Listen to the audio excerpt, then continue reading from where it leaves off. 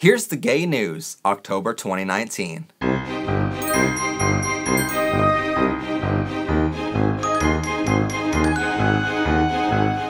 Welcome everyone to Powered and Protected by Rainbows.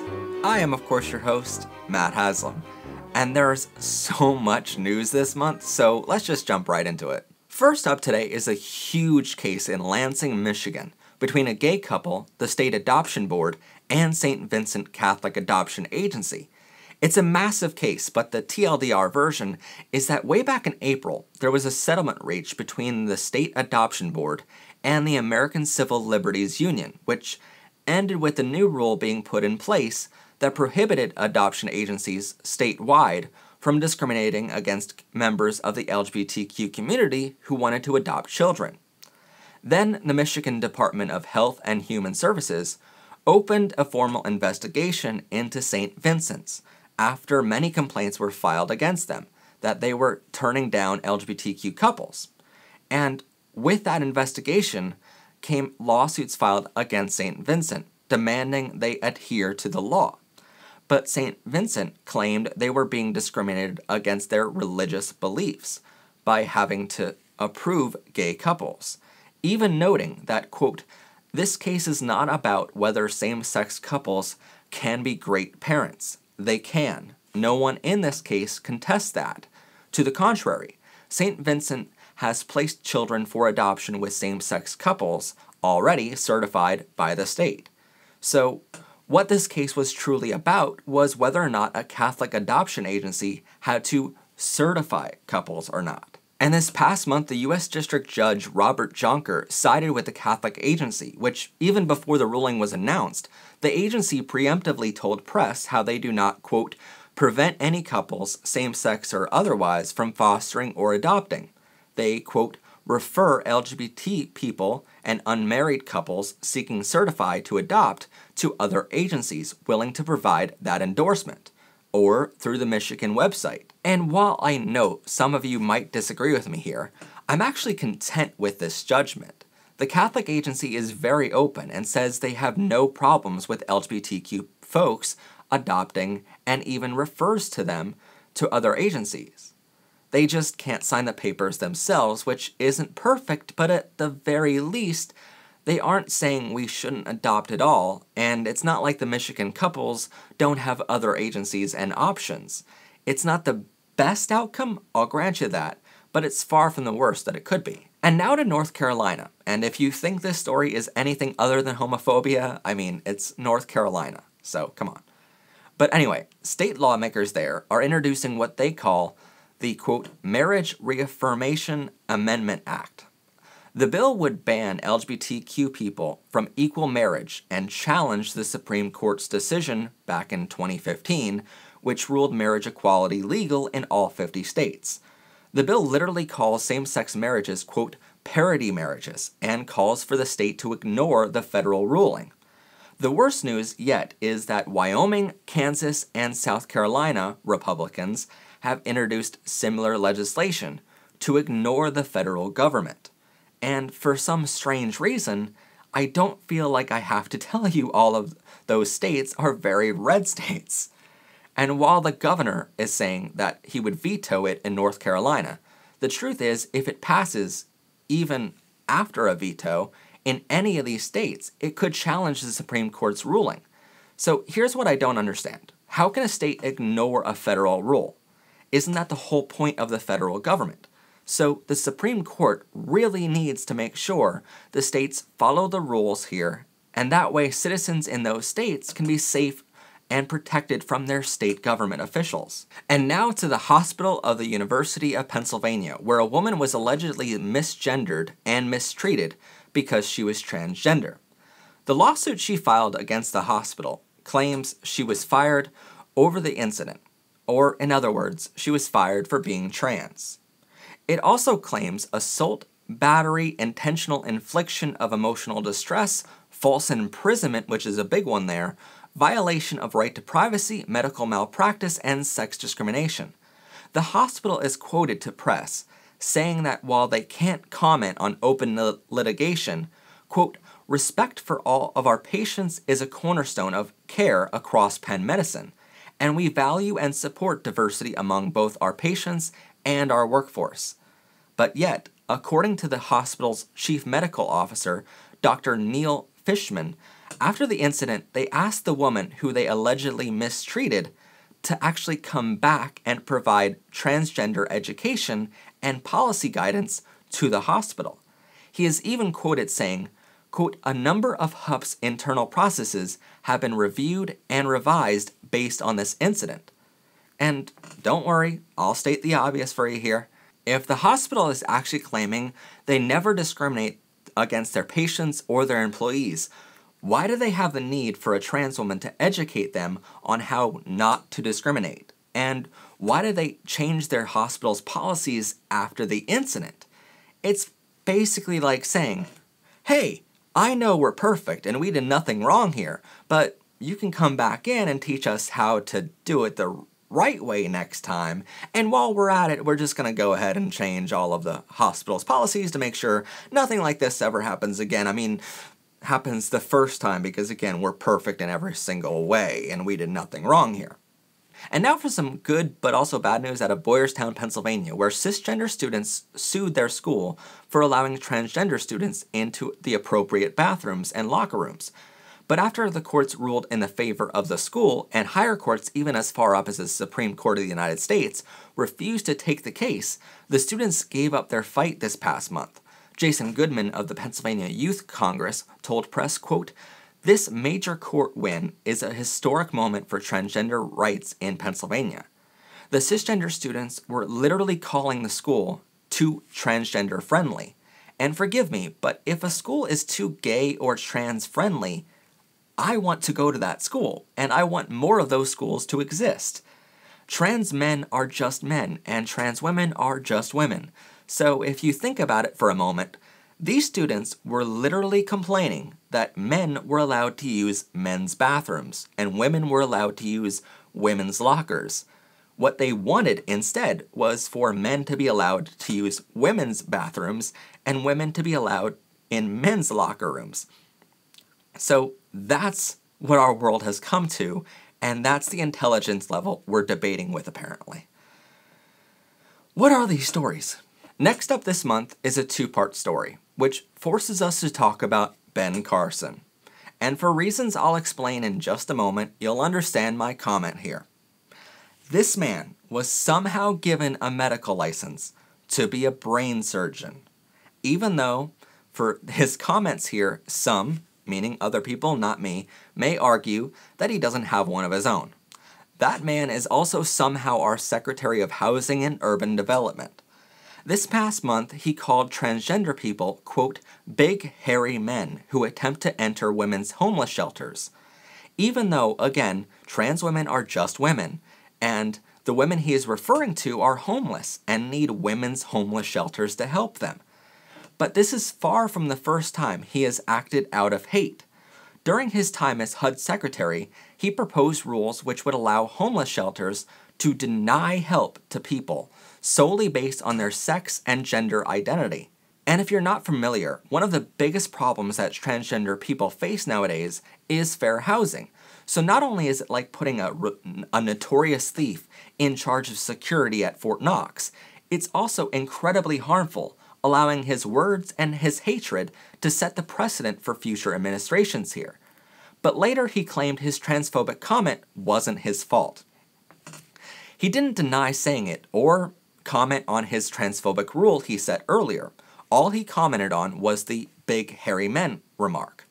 But Ben Carson claims he was just repeating something he heard from, quote, a bigot or maybe from the Bible, which I promise Ben Carson was the one to put those two things side by side, not me. And while I don't side with either political party, again, I can care less as long as you're on the right side of history and support LGBTQ rights. I'll say it again. If you hate your citizens, you have no right to serve them in any public office. Next, I want to give you some good news before we talk about even more bad news this month, because I feel like at this point in the show, you deserve some good news. This past month, Democratic presidential candidate and Indiana Mayor Pete Buttigieg made history by telling his coming out story on the debate stage for president. He told a story of working in the military under Don't Ask, Don't Tell, a notorious homophobic Bill Clinton executive order, and his time working as an elected official under then-governor and notorious homophobe Mike Pence. His comment went down in history, as he said, "You know, as a military officer serving under Don't Ask, Don't Tell, and as an elected official in the state of Indiana when Mike Pence was governor, at a certain point, when it came to professional setbacks, I had to wonder whether just acknowledging who I was going to be the ultimate career-ending professional setback. I came back from the deployment and realized that you only get to live one life, and I was not interested in not knowing what it was like to be in love any longer. So I just came out. I had no idea what kind of professional setback it would be, especially because, inconveniently, it was an election year in my socially conservative community. What happened was that when I trusted voters to judge me based on the job that I did for them, they decided to trust me and reelected me with 80% of the vote. And what I learned was that trust can be reciprocated, and that part of how you can win and deserve to win is to know what's worth more to you than winning. And I think that's what we need in the presidency right now. We have to know what we are about. And this election is not about any of us up here. It is not about this president, even though it's hard to talk of anything else some days. It's about the people who trust us with their lives. A kid wondering if we're actually going to make their schools safe when they've learned active shooter drills before they've learned to read. A generation wondering whether we will actually get the job done on climate change. And if we hold to that, then it doesn't matter what happens to each of us professionally. Together, we will win a better era for our country. I kid you not, I had no idea how to say his name, so I just had to look it up. And now for some stupid news, and fair warning here, I'm really hoping you can comment and help me understand this next one, because it's so confusing. But about 2 years ago, New York City passed a law which banned conversion therapy. And by the way, that means not only are conversion therapy camps not allowed to start or operate in that jurisdiction, but also means citizens in that jurisdiction can't send their kids to conversion camps elsewhere. So it was a fantastic law they passed. And as we all know, conversion camps don't work, and the only thing they are proven to do is increase the rate of youth suicide. By Trevor Product's recent reports, that rate is currently at 42% of LGBTQ youth who underwent conversion therapy actually attempted suicide within the past year alone. But here's where even I can't understand this one. This past month, Council Speaker Corey Johnson, who, by the way, is a gay man, introduced and swiftly passed a reversal on this law. They fear a federal lawsuit challenging that conversion therapy ban would reach the U.S. Supreme Court. So they just gave up that easily and reversed the law. Please tell me I'm missing something here and we don't have a bunch of cowards in our public offices who are afraid to fight bigotry so that our kids might maybe survive the next couple years. And Speaker Johnson, do you want to know why it's important you stand up and fight for our rights? Well, listen to the next story in our episode here and you'll find out just why. Cindy Vitrick asked us to cover this next story, so shout out to her for commenting below, and that's likely the last smile you're going to see me have on this story, so I deeply apologize. On September 22nd, a 16-year-old boy named Channing Smith was outed by his classmates online when both of his, quote, friends shared compromising text messages through screenshots, revealing explicit text messages between Smith and another boy. Channing Smith wasn't out of the closet yet to anyone in his class or his family, and later that day his body was discovered at his home after Channing took his own life. And unbelievably, that's not even the tip of the iceberg of how horrible this story gets. Coffee County District Attorney Craig Northcott told press he hasn't decided on whether to charge these friends of his who outed Channing online with harassment or manslaughter yet, but he did tell the family that he does not intend to move forward with prosecution of any kind, And again, that still isn't the f***ed up part of the story. And at this point, you might assume the worst part of this story is the fact that if you scroll down on the one article we were talking about here, even though there's multiple news outlets that are covering this, the very next related article which they recommend to you is about a 15-year-old who committed suicide in April in Huntsville, Alabama. But you'd be wrong again, because Channing Smith's story only brought to the national spotlight a 2018 video where District Attorney Craig Northcott said that he refuses to enforce Tennessee's domestic violence laws in cases of intimate partner violence between same-sex spouses because he, quote, doesn't recognize it as marriage. He is also quoted stating that the reason that there's enhanced punishment on domestic violence is to recognize and protect the sanctity of marriage. But with same-sex couples, there's no marriage to protect. And where do I begin with this one? First off, domestic violence charges are to protect everyone and anyone from an abusive relationship of any kind. Second, I have literally been in an abusive relationship with one of my ex-boyfriends who used to slap me across the face for trying to kiss him, would call me ugly in replace of I love yous, and push me to the asphalt on the ground for trying to hug him. But I sadly know I was lucky to get out of that relationship, and I was lucky it wasn't worse, like many other relationships in this country. So don't give me or anyone else this bullcrap that you won't charge someone for a crime because same-sex relationships aren't real. We exist whether you like it or not, so do your job, follow the law, which is the entire job description that you have, or resign from your position immediately and let someone else do your job for you. Channing Smith deserves justice. A 16-year-old committed suicide, and Northcott wants to not bring charges because he was gay. I'm sorry, but if that's acceptable to the city of Manchester, Tennessee, then our country has fallen, and our liberty and justice for all has ended right here.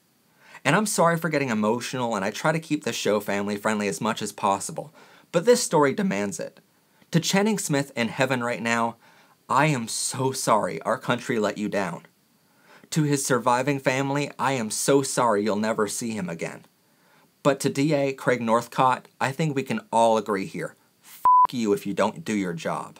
And there is so much left to this story that is just breaking now that we didn't have time to script out, so it's absolutely ridiculous the deeper we dive into this story and the more that breaks on this story, so it only gets worse from here, folks. Now for some good news, because I really think we need it. The Rice University marching band, called the Marching Owl Band, performed at their rival school, Baylor University in Waco, Texas.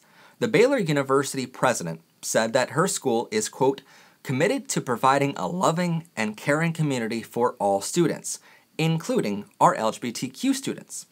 But their school's human sexuality policy states that, quote, Christian churches across the ages and around the world have affirmed purity in singleness and fidelity in marriage between a man and a woman as the biblical norm, which is a little weird to hear you have in your school's policy if you're so inclusive as the president claims. So in light of Baylor University's homophobic policies, the Rice University Marching Owl Band marched onto the field with over 70 rainbow, trans, pansexual, asexual, intersex, and bisexual pride flags, and performed YMCA in a halftime LGBTQ pride performance, even spelling pride on the field. This is such a fantastic story, so I only hope it makes Baylor University change some of their homophobic policies before they call themselves so inclusive ever again. Now, there are plenty of other stories this past month that we haven't talked about yet, which we'll be covering in our special after show this month, which we've never done before, which is going to be immediately after this. So please stay tuned after the commercial break because so much has happened. But as for our scripted portion of this show, that is all for today. And we even have updates on the Channing's story that have just come out. So please stay tuned for that after the commercials. If you have any thoughts on any of the stories we shared, have any questions or stories you think we missed this past month, please do leave those in the comments down below. Don't forget to like this video, subscribe to our network for plenty more great gay content to come in the future, and share this video with others. I'm Matt Haslam, this has been PPR, and have a gay day everyone. Bye for now.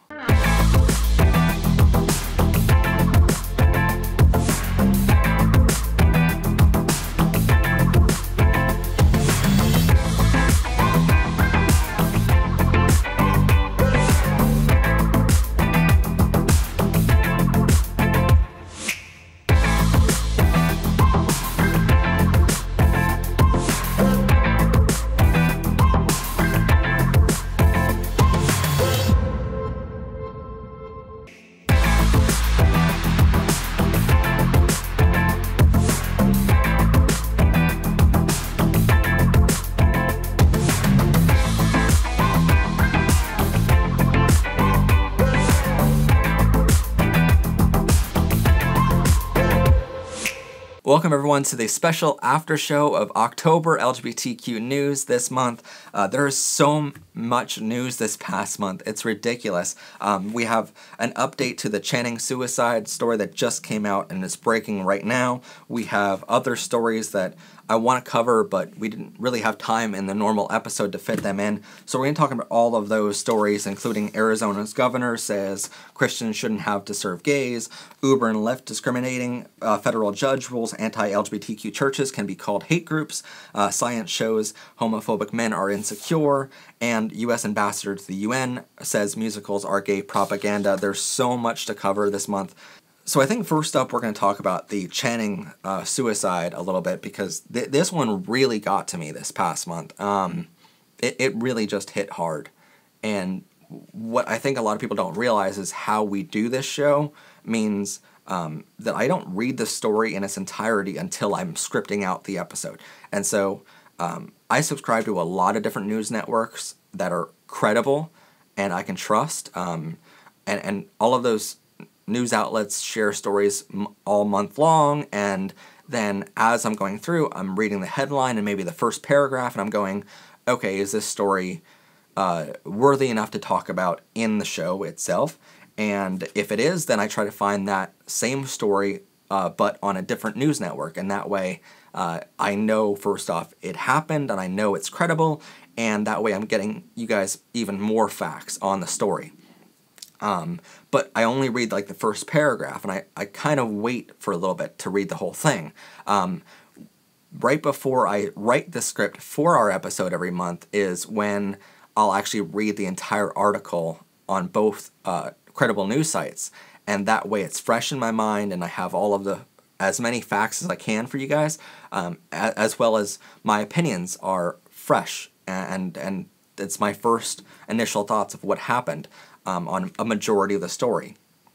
So that's typically how the process works for us, and I've been following LGBTQ news for many, many years. It just recently I started talking about it on camera, and then this past month, like a week ago or something like that, one of our fans reached out to us and said, "Are you going to cover this story?" And I was really happy that one of our fans did that, and then I sort of asked myself the question, well, what's in this story, you know?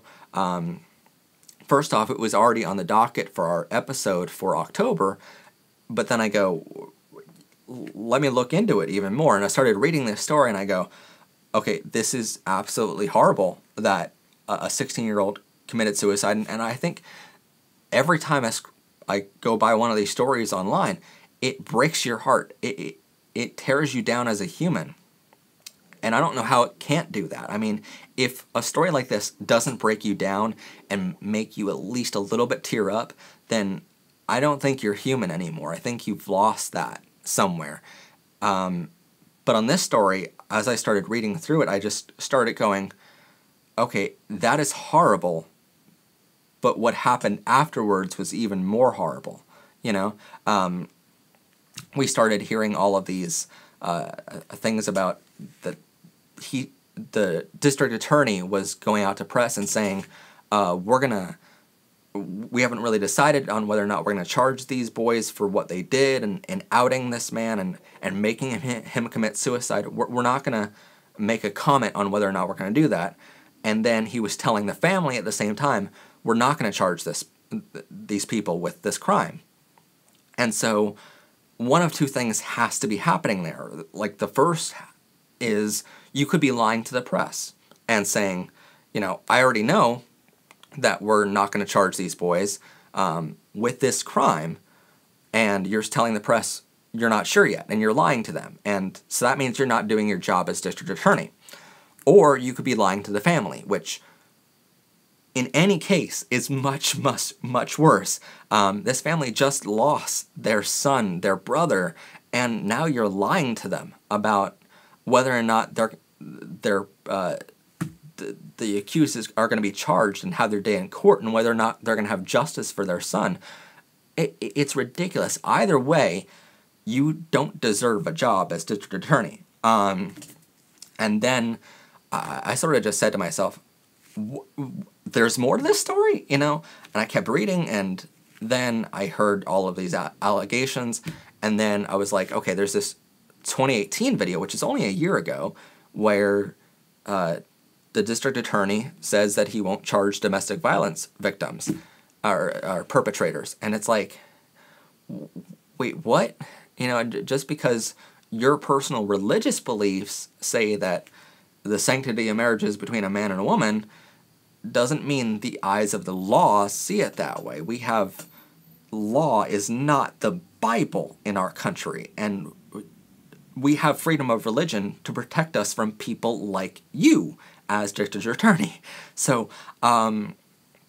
it was very, very horrible to hear that part of the story, and then you, as I did, I mean, I didn't want to believe it at first, so I looked it up on multiple news outlets, and for this specific story, I went ahead and I was like, well, normally the couple news outlets that I look at could be seen to have an LGBTQ bias. So let me look it up on a credible news outlet that isn't involved with LGBTQ at all. And so I did, and multiple other sources are giving the same information of this man is a notorious homophobe, and that's why he's not charging these boys with manslaughter or even harassment, which at the very least it is harassment. That is the law. And so today, as we're like preparing to record the episode for mid-October, all of a sudden more news breaks. And so we have now stuff from the school district that Channing went to. And so that's even more up of what they've done. And I'm sorry for the horrible language. I try to keep this family friendly, but this story is... I hope you guys can agree that it's this bad that I don't want to control my language too much on it. I want to scream at this district attorney. I want to scream at the school district for not doing anything. I want to scream at someone. And, yeah, it's just one of those stories. So I hope you can understand that. This is an article that was just put out today from Out.com, which... some might say has a LGBTQ bias, but again, they're credible, and this is backed up by another news agency already that is completely out of the LGBTQ rights initiative. So basically, they interviewed Joshua, who is the, I believe, older brother of Channing. And so Joshua comes on camera and did a couple things for BBC, USA Today, and New York Times. Joshua spoke to CNN on the nightly news and stuff like that on their broadcast with a t-shirt that read Justice for Channing with the hashtag Justice for Channing. He's been in the media recently for this and ever since. As Joshua quotes here, quote, "There's a moment in time where there's a window of opportunity," he explains. "In a week or two, everyone's back to the groove of their daily life. I'm going to have to just press the pause button on resting and grieving. Until I see justice brought, I'm not going to quit," which is fantastic words to hear. But unfortunately, I think he's right in this. You know, I can only imagine what it is that their family is going through right now. And to have to go through that in the public eye and also fight for your son and your brother's right to justice and the perpetrators to have their day in court, I think that is just despicable that the system is allowing that to happen and forcing them to go through that. You know, in this article, Joshua talks about how small their little town is and how he had to drive, I believe, over 4 or 5 hours to get to his dad's house that night when Channing committed suicide. And he says that Channing had a job at Burger King because he really wanted to work. He brought him, his dad bought him a motorcycle, a real one. Channing played in a rock band, and his dad bought him a new guitar. From the surface, it looked like everything was okay. In this article, he says that night, when his father spoke to his son for the last time, they didn't fight or quarrel. Channing just scratched the head of his family dog, said goodnight, and went upstairs. Now, hours later, his father told him that he discovered Channing's body. He had shot himself. And he says, although the 16-year-old privately identified as bisexual, confiding in a couple friends at school, Joshua says it would have been a struggle for his brother to be out in a stereotypical southern town. Not even his family knew. So there are a couple students at school who we now know knew that he was bisexual, at least, but which wasn't known at the initial time of when the story all came out. But a couple of them knew, and now we know two of them used it against him. And we know there was a fight that night between one of his friends and him on whatever messaging service, and that's the reason why these two friends decided to out him online.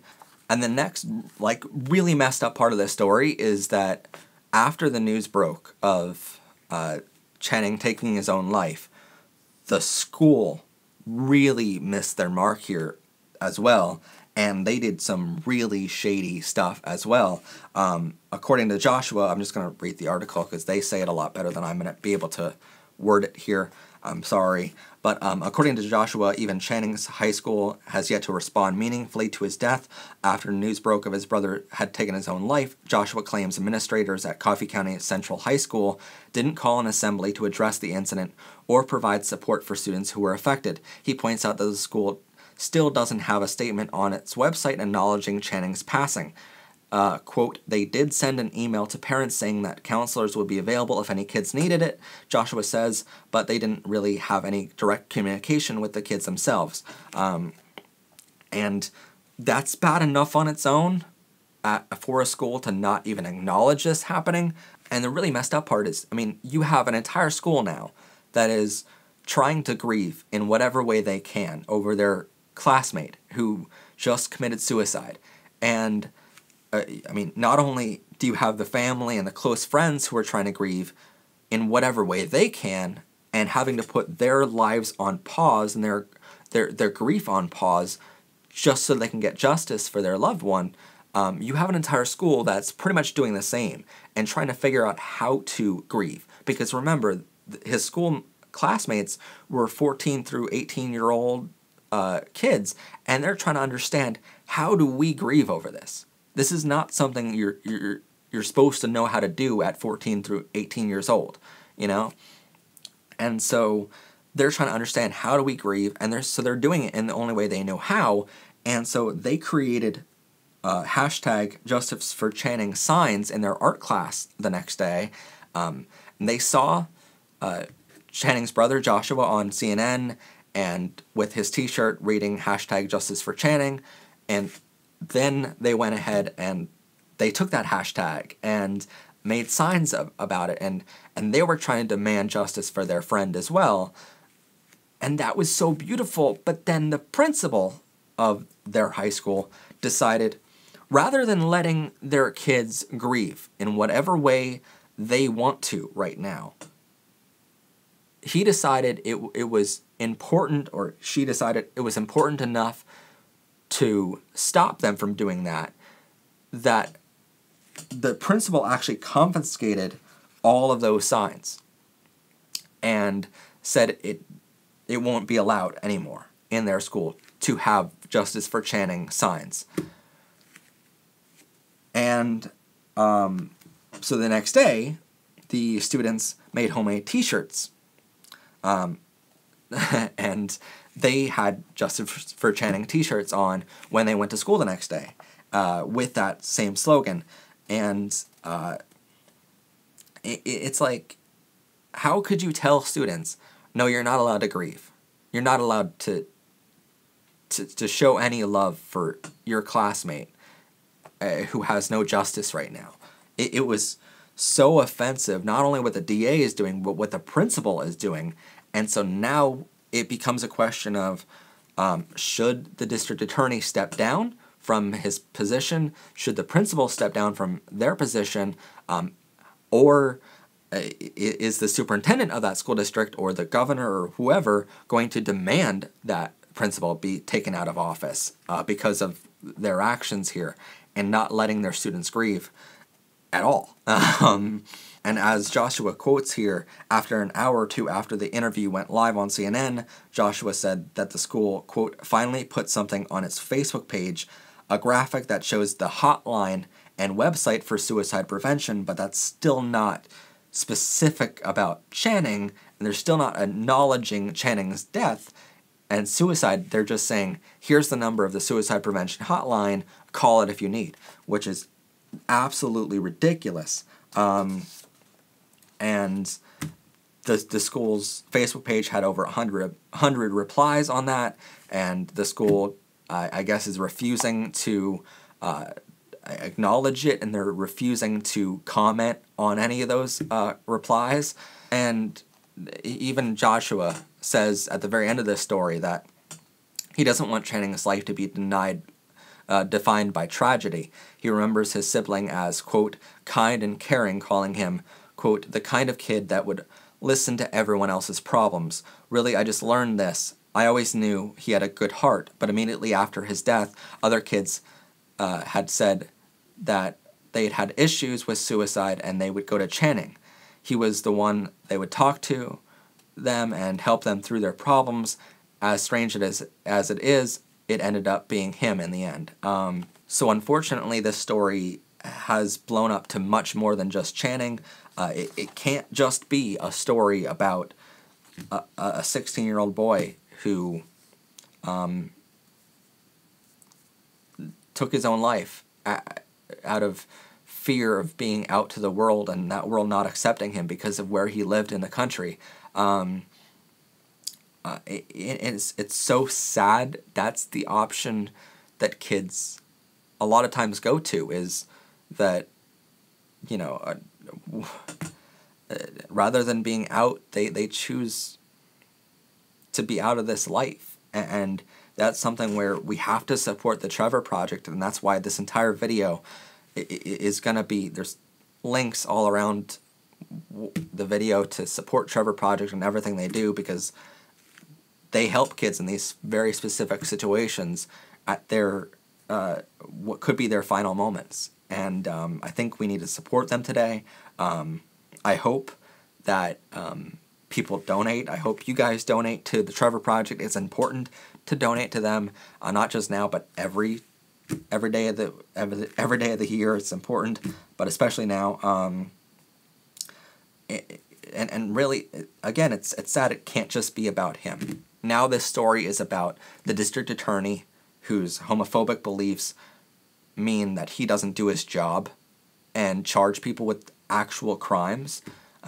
It's now no longer about Channing. It's about these two other boys and friends that won't get charged with manslaughter because the district attorney says, oh, well, it's okay if it was gay, right? It can't be about that. I mean, we have to charge actual criminals with crimes here.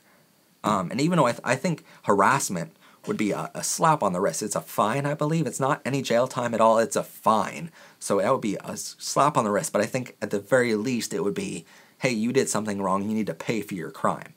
At the very least here, even if the DA doesn't charge in the end these boys with manslaughter, I think they're going to forever go on living knowing that this is what they did. And so I hope they have learned their lesson from this. I don't think they will if they're not charged, though. So that's a sad part of the story, and now it becomes a story about the principal being homophobic and saying that the students can't grieve, which is so messed up. You shouldn't be a principal if you can't help your students grieve, and if you won't allow them to grieve over this kind of situation. It is so messed up in every single way. Everywhere that the people involved in this story could have messed up, they found a way to mess up. And I think we can all agree at this point of what happened there. So now it's a story about we need to see if the DA will actually charge. If they won't, if he won't charge these boys with a crime, will he resign? I don't think so, because in the past, I mean, Iran and Islamic countries have asked him to resign over his post about Middle Eastern countries and religions. He hasn't done that, so I don't think we're gonna see him resign anytime soon. Unfortunately, I really hope so. I'm calling for it. I want him to resign because this is not doing his job. If he charges them with manslaughter and lets those kids have a day in court, charged as adults, by the way, because they are 16 as well, from what I've heard, then that is letting the process handle these kids. By the way, it doesn't mean that they're going to be convicted of these crimes. I think just bringing them into court and saying they deserve their day in court for what they've done. And the court needs to prove that they did these things, but there is ample evidence they did. So I think it's fairly straightforward, and I think they'll be easily convicted if they're brought on these charges, but I think he needs to do his job or he needs to resign. And I mean, then you have a principal who says, hey, we're not going to let the kids grieve in the way that they want to grieve or in a way that they know how to grieve. So unfortunately, I think you're going to see a lot more news about this story as time goes on here, and we'll certainly be keeping updates on this story as it goes on, as we hear about them. Any updates will probably be shared first on our Facebook page over at Powered by Rainbows. I'm definitely going to be covering the story, hopefully with some better news next time. This month on our October show, we're going to be covering this story in a little bit of depth compared to this separate thing, and we're going to be covering a whole lot more on this, hopefully in November when more updates come out on this. So this probably won't be the last of it, but there's also a slight chance that this will be the last of it, unfortunately, that no one's going to resign over this whole issue and for not doing their jobs, and no charges are going to be filed. So I don't think this is the last time we've heard from Joshua. I think Joshua is going to keep pushing for these charges to be brought up, and I think he's going to keep pushing the school to do better, and I think that's fantastic. Unfortunately for him, he has to go through that and grieve at the same time and put his grief on pause. So I'm terribly sorry to him to have to go through that, but I do want to thank him for being so strong and much stronger than I would be in this situation, to keep pushing and keep fighting on, even though you desperately want to grieve over your brother. And so just know, to the entire family of Channing, our hearts, our prayers are with you, and we're so sorry this happened. Yeah. And it's one of those days where you just make sure your kids know that you love them. Make sure that your students know that you love them, and make sure that you hug your friends at school, and not just your friends. I mean, make sure that every classmate knows that their life is worth living. I think this happens far too often in our country. We talk about mass shootings all the time, but suicide happens far too often in our country to not have schools do anything about it. I think our school system needs to do a better job of teaching kids, if this is the way you're feeling, call me. Or here's a prevention hotline to call and help you with that situation. And I'm terribly, terribly sorry to Channing's family that the school system let him down here. And that those friends, even if you want to call them friends, did that to him, and forced him to commit suicide. So, unfortunately, that is how we're ending this story. Make sure the people in your life know that you love them. And now to some other news. Arizona Governor Republican Doug Ducey says that Christians shouldn't have to serve gays. He says, quote, "I think we've got a lot of laws. I've been more in the business of wanting to repeal laws and regulations. Arizona, by the way, has laws and regulations prohibiting discrimination based on race, sex, national origin, and religion, but not sexual orientation or gender identity," which Doug Ducey doesn't believe should be a law. For some really weird reason, he doesn't want any of those things to be a law. So because laws aren't good in this country, apparently. And what this all is basically revolving around is the fact that Doug Ducey says businesses should be allowed to deny housing, jobs, and services to LGBTQ people, and that is based on a court case that is between a same-sex couple who was getting married, and they were denied service by a Phoenix-based stationery company, and the court ruled in favor of the religious right of the stationery company to not serve the same-sex couples. Ducey praised the ruling, even though it opens the door to anti-LGBTQ discrimination in other areas and weddings. This story is kind of surprising in a way, and it's surprising every time one of these kind of stories hits the media, and it gets blown up. First off, there should be laws in our country on a federal level to protect everyone, and there should be an Equality Act. There is not an Equality Act, and some people want to say, oh, there's things hidden in the Equality Act, which there's clearly not, but people want to say that all they want.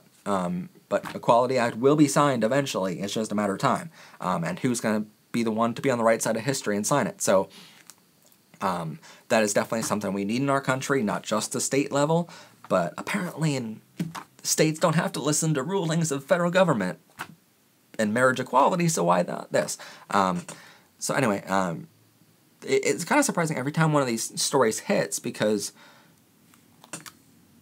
I get it. As a member of the LGBTQ, I don't want to be denied service. If I'm at a restaurant with a boyfriend or something, and I'm holding his hand, I don't want to be thrown out of the restaurant, right? I think that's completely wrong. I don't think businesses should be able to do that. I have that mindset that, hey, my money is as green as the next guy. No matter if I'm straight, gay, whatever, I'm still paying you the same price as anyone else. So it doesn't make sense to me that a business would deny someone for being gay or trans or anything. Because as a business owner, I say, you know what, like, your money's still green, and I still got bills to pay as a business owner. So, yeah, give me your business. I would love your business, no matter who you are, or who you love, or what gender you identify as. So it's so messed up to me, that side of things, but it's also messed up, and I see it from the perspective of not necessarily the business, but still as the gay person who says, why are we fighting so hard for this? I get that you're fighting for your rights as an LGBTQ person, and I get that what a massive precedent it would set for our country if you won your court case, but you have to sort of take a step back and understand what I'm fighting for here is to give money to a homophobe. And let me explain that just a second, because let's say you walk into a catering company or a stationery company or a tent event company. I've heard people who walk into a photographer's studio or a videographer's office and they are denied service because they are gay. And first off, you should know there are many options in any of those facets of the wedding industry, including my company. I'm not just trying to shout out my own company for business reasons. I promise you, there are gay companies out there who are owned by gay people who support same-sex marriage. So there are plenty of us out there that can serve you. It's not like you only have one option on anything that you want.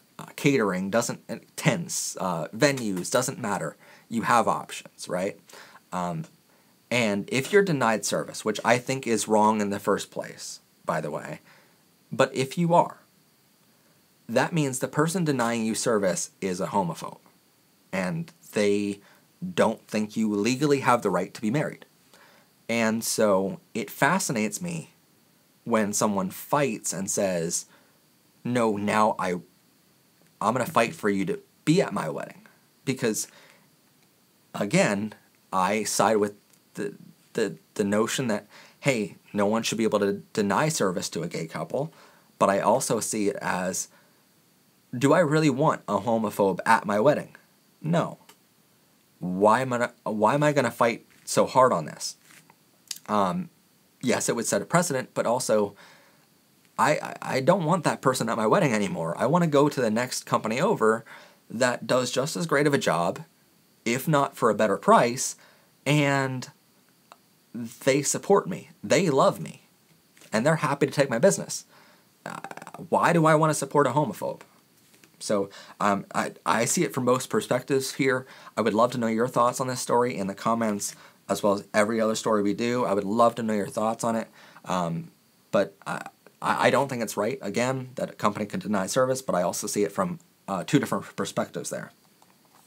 Next story up is from Uber and Lyft, discriminating against their LGBTQ passengers. Chris Parker, who is an assistant professor of information technology and analytics at American University, has headed a study this past month showing that riders who are perceived to be people of color and LGBTQ supporters are, quote, canceled on more frequently before pickup than white and perceivably straight passengers. After he did his whole report on this and handed it over to NBC, NBC apparently did their own study on this and said in their report, quote, after 3,200 observations during both peak and non-peak hours of the day, the researchers determined that while there was no significant evidence of bias against women riders compared to male riders of both races, both black men and black women were nearly 3 times more likely to be canceled on than their white peers. Their test also showed that signaling support for the LGBTQ community with a rainbow filter, I guess in your profile pic, resulted in the passenger nearly doubling their chance of being canceled on across races. Now, Uber and Lyft, with this report out there, are saying that they will review their policies and their practices for their drivers, but I don't know if it's as easy as they think of a fix here. If you're not aware, Uber and Lyft are both ride platforms on apps that you can download on your phone, on Android or iOS devices, I believe, and you download this app and you tell the app, I want to go from this location to this location, and it gets you a driver in the area. And basically, drivers could be anyone. It doesn't have to be a licensed taxi driver, which is a whole another court case that happened in New York City, I believe.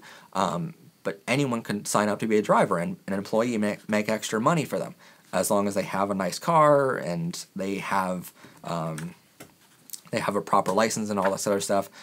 So they do some vetting for their employees as Uber and Lyft, but apparently not enough. And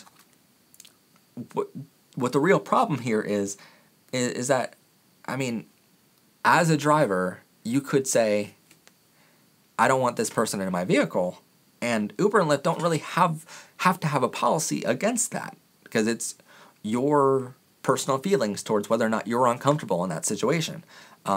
So maybe they can change their policies to say if you're gay or trans, or if you're an African American in our country and you want to get a ride on Uber and Lyft, there's a check mark box that you have to check off in the app that selects drivers who are more open to that, maybe, which I don't think is completely fair, but I think that's the only way that Uber and Lyft can solve this, is if they have something in their app that allows the user and the patrons to say, I'm gay, I want drivers that are okay with that. And again, this goes into whether or not a business should deny service for anyone, but this is a societal issue now where our kids are growing up in a world where racism and homophobia and transphobic beliefs are still prevalent in our society. And so I don't think this is something that Uber and Lyft can solve so easily, or can solve without a lot of controversy over what they're doing to solve it. And so Because even if they do have a checkmark box in their app, they're going to get backlash for that. But at the same time, I don't know how else they would solve it. I'm hoping they have some other solution that's better, but we shall have to wait and see what their solution is for this. But I think it's mostly just a societal issue where a driver is growing up in a world where they're afraid of an African American or afraid of a gay person or whatever. So it's going to be very interesting to see how this story progresses. Next up is a federal judge rules anti-LGBTQ churches can be called hate groups, which was a massive win this past month. So this is all revolving around a church in Florida called D. James Kennedy Ministries, which has a corporate entity called Coral Ridge Ministries Media Incorporated. So they are firstly admitting the fact that they are a for-profit entity, which is kind of funny in and of itself, but they were a part of Amazon's giving programs and GuideStar grant maker. So basically what those two are, if you're making a purchase on Amazon, you can choose to donate an extra dollar or whatever to an Amazon giving partner and a nonprofit that you want to give to that's registered with Amazon. And there's also this program called GuideStar that helps nonprofits get in contact with grant makers and get more money, basically, and help them with whatever their cause is, right? So this church and this corporate entity were a part of this giving program and grants, which was very debatable whether or not it should have been a thing or not in the first place. So this church and the corporate entity were notoriously anti-LGBTQ. And so the Southern Poverty Law Center called them out for it and said that they are a hate group in their reports and online and stuff like that. So in a statement, SPLC President Richard Cohen said, quote, "The fact that Coral Ridge claims its statements about the LGBT community are biblically based doesn't immunize it from criticism. We have the First Amendment right to express our opinions, just as Coral Ridge has a right to express its opinions." Coral Ridge Ministries Incorporated sued SPLC for this, and they sued Amazon. I'm guessing they sued SPLC for defamation of character or whatever, or slander, because of being called a hate group. And they sued Amazon because after being called a hate group, Amazon dropped them from being a part of their giving program. And they weren't able to accept charitable donations from Amazon anymore. But they lost their case in a federal court where a federal judge ruled that anti-LGBTQ churches can in fact be called hate groups legally under the law. So it was a massive win for legal terminology from here on out. So that was something that was a good story to hear this past month. Next up is a story that is about homophobic men are scientifically now proven to be insecure. A new study published by Sex Roles studied 387 straight men. And the study quotes, "Men scoring higher in precarious manhood beliefs, PMBs as they call it, express amusement with sexist and anti-gay humor, but not other forms of humor, in response to masculinity threat in order to reaffirm their masculinity." That was just a really good, feel-good story this month of, basically the report. It's a really long report, but it says, hey, the more homophobic people that straight men were, the more insecure they were about their own feelings, and so it sort of reaffirms what we all kind of knew for a very long time, but it just now has scientific data behind it, so that's kind of really cool to hear about. Next up is the U.S. ambassador to the UN says that musicals... Can you read my mind of what I'm going to say next? Says that musicals are gay propaganda. I bet you didn't think that was where we were going with this story. Where are we at in our country that this is what we're talking about right now?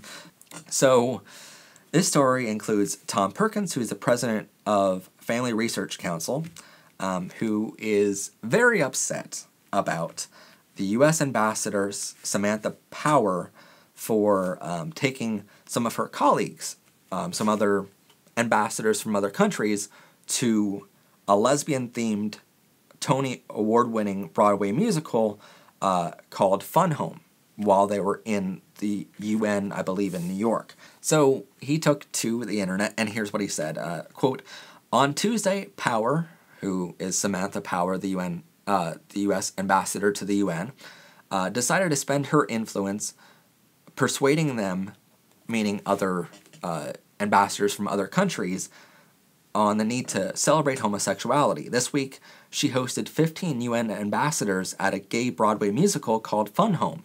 Representatives from Russia, Namibia, and other more culturally conservative countries sat through New York's latest sexual propaganda, followed by a proper thank you from Power herself.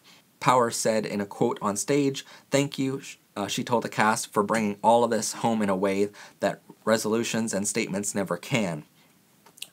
It was a stunning display of political tone deafness considering the real crisis happening right now on the real world stage. Unfortunately, as far as the president is concerned, the most urgent message America can send to its international community right now is that, quote, "protecting the rights of LGBT people will remain a key foreign policy priority of the United States," which, by the way, I'm just going to stop. It is not a policy of the United States right now. That is something that President Trump is not doing. Clearly not doing. He is making it a foreign policy to make discrimination a heck of a lot easier in our country. So that is a false statement right there. I just want to stop and tell you guys the facts of what's actually happening, not just opinions. And quote, "It's only a priority seemingly.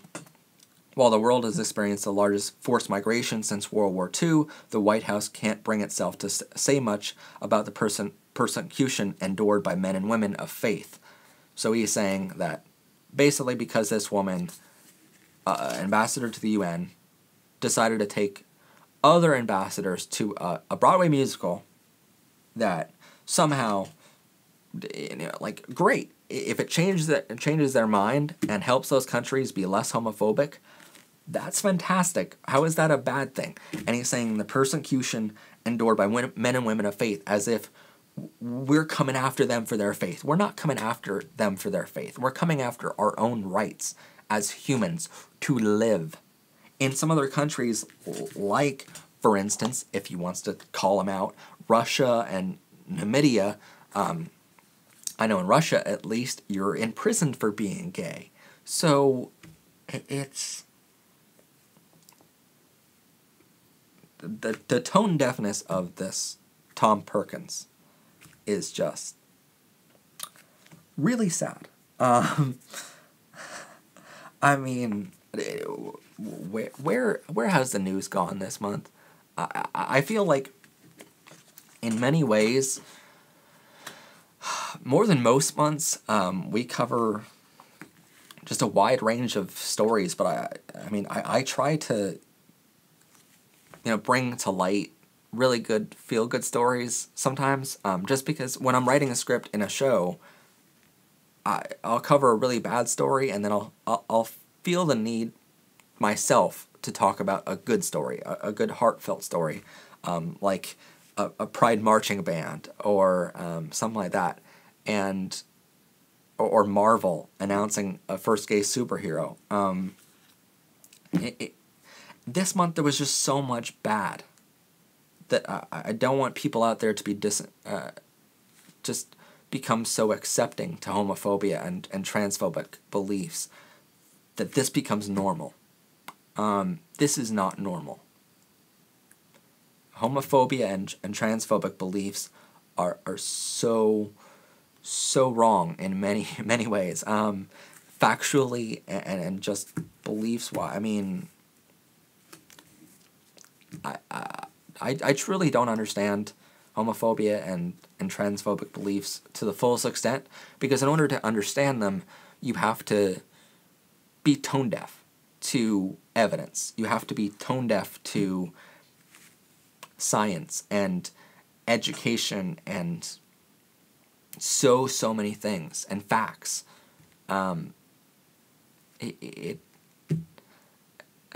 It's a really sad month, and I wish there was a really good feel-good story that I can end this entire program with. I mean, there are good stories this month. You know, anti-LGBTQ churches were allowed to be called hate groups. We had a pride at a university by a marching band that was in protest of a anti-gay school, even though that was really like a sad story in itself because, you know, there's an anti-gay school.